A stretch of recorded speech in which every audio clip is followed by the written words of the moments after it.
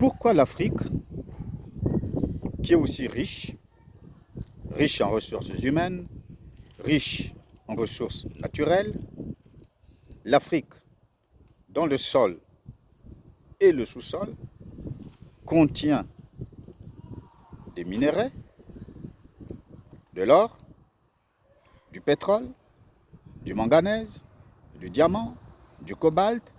Pourquoi cette Afrique-là importe de façon massive même des denrées alimentaires? Pourquoi? Et nous constatons que cette situation ne gêne pratiquement pas certaines personnes. Celles-ci trouvent que c'est tout à fait normal. Non, ce n'est pas normal. Ce n'est pas normal, pourquoi? On vient déjà de le dire. Parce que l'Afrique contient tout. L'Afrique a tout.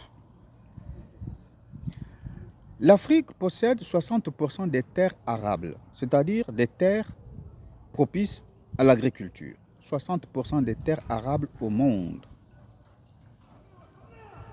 Mais on constate que une bonne partie de ces terres est cédée à d'autres, à des étrangers. Il y a même des firmes qui sont décriées à travers le monde qui possèdent 100 000 hectares, 10 000 hectares, 1 million d'hectares en Afrique. Et pendant ce temps, les Africains importent des denrées alimentaires. Les Africains importent même de la tomate. Les Africains importent du haricot vert. Les Africains importent du riz, de la pomme de terre, du blé. Le blé dont on parle ces derniers jours. Les Africains importent même du blé. Pour faire quoi, semble-t-il? Pour fabriquer du pain, alors qu'il y a le maïs qui pousse à foison. Bien, donc, cette situation dans laquelle se trouve l'Afrique est tout à fait inacceptable. C'est pour ça que nous disons,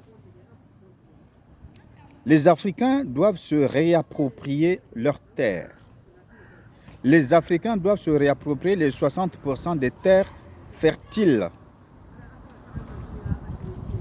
dont dispose le continent, si vous voulez.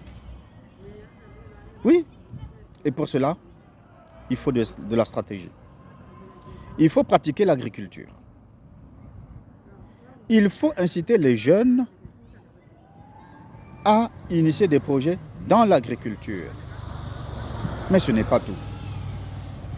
Il faut aussi que la mentalité change. Sans changement de mentalité, il n'y a pas d'évolution. Ce sera le statu quo. Lequel statu quo dure depuis des siècles. Alors, doit-on continuer à accepter ça? Non. Non et non. Donc, chers amis africains, parce que nous nous adressons là aux Africains, qu'ils soient sur le continent ou à l'étranger, donc la diaspora. L'Afrique compte plusieurs cours d'eau.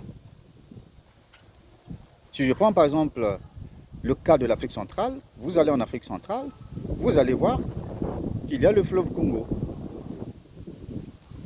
qui est le deuxième plus grand fleuve au monde, après l'Amazone, le fleuve Congo.